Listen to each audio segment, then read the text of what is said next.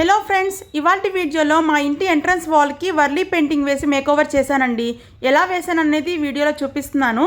Warli painting ఎక్కువగా terracotta కలరే వేస్తారండి. ఇది వచ్చేసి డ్యూలెక్స్ వెదర్ షీల్డ్ పెయింట్ అనమాట. 1 లీటర్ టిన్ను. ఇది కొంచెం థిక్గా ఉంటుందండి. లైట్గా వాటర్ మిక్స్ చేసి 2 కోటింగ్స్ వరకు వేయాలన్నమాట.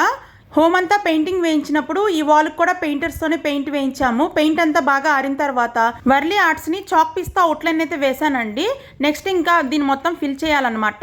Same deluxe weather shield white పెయింట్తోనే నేను ఈ విధంగా బ్రషెస్తో ఫిల్ చేశాను.